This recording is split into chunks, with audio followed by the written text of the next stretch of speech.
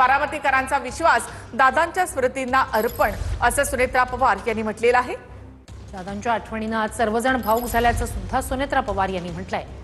विजयाचा जल्लोष कुणीही करू नये, गुलाल कुणीही उधळू नये, असं सुनेत्रा पवार यांनी म्हटलेलं आहे। तर दादांच्या विचारांना साजेसं वर्तन करूया, असं सुद्धा सुनेत्रा पवार यांनी म्हटलंय। या देशामध्ये सगळ्यात जास्त लीडली सुनेत्रा वहिनी त्या ठिकाणी निवडून येतील, कारण का मतदान करत असताना लोकांनी दादांच्या कार्याकडे, दादांच्या प्रती असणारं प्रेम आणि आदर या अनुषंगानेच मतदान केलेलं आहे।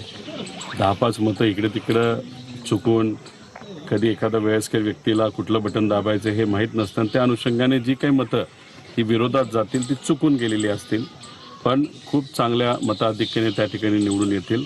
मला असं वाटतं की 97% मतदान हे सुनेत्रा काकींना त्या ठिकाणी होईल आणि चुकून 3% हे विरोधात तिथं जाऊ शकतं।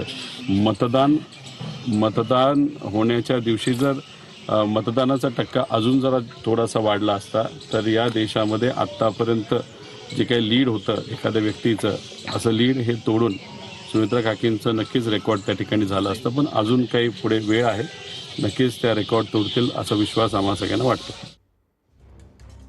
रोहित पवार यांची ही प्रतिक्रिया।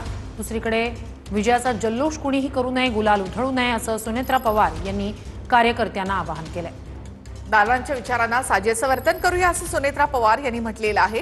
बारामतीमध्ये कुठल्याही प्रस्थापित पक्षानं आपला उमेदवार दिला नाही, काही अपक्ष उमेदवार निवडणुकीच्या रिंगणात आहेत, मात्र सुनेत्रा पवार मोठ्या लीडनं या ठिकाणी विजयी होतील असा विश्वास रोहित पवार यांनी व्यक्त केलाय। दादांचं जे लीड होतं त्याहून जास्त लीड सुनेत्रा पवारांना मिळेल असा विश्वासही त्यांनी व्यक्त केला आहे।